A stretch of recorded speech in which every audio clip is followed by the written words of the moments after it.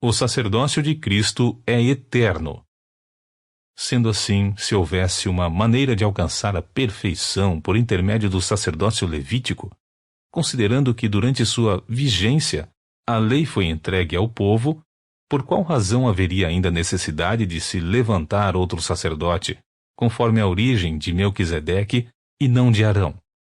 Pois, mudando o sacerdócio, obrigatoriamente ocorre também mudança de lei, porque aquele sobre quem se fazem estas afirmações pertencia a outra tribo, da qual ninguém jamais havia servido diante do altar, porquanto é bem sabido que o nosso Senhor descende de Judá, tribo da qual Moisés nada fala quanto a sacerdócio. E este fato torna-se ainda mais claro com o surgimento de outro sacerdote à semelhança de Melquisedeque, não constituído segundo o decreto de um mandamento humano relativo à linhagem, mas de acordo com o poder de uma vida inextinguível. Porque sobre ele está escrito: Tu és sacerdote para sempre, conforme a ordem de Melquisedeque. Assim, o mandamento anterior é anulado por causa de sua fragilidade e inutilidade, pois a lei jamais conseguiu aperfeiçoar nada, sendo, portanto, estabelecida uma esperança muito superior, por meio da qual temos pleno acesso a Deus. E não foi sem juramento que esse fato se deu. Outros se fizeram sacerdotes sem qualquer juramento.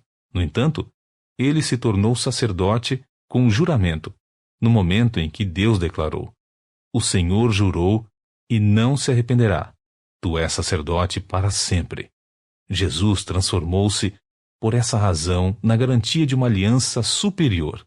Por isso, aqueles sacerdotes têm surgido em maior número, pois são impedidos pela morte de continuar o ministério. Contudo, considerando que vive para sempre, Jesus tem um sacerdócio perene. Concluindo, ele é poderoso para salvar definitivamente aqueles que, por intermédio dele, achegam-se a Deus, pois vive sempre para interceder por eles.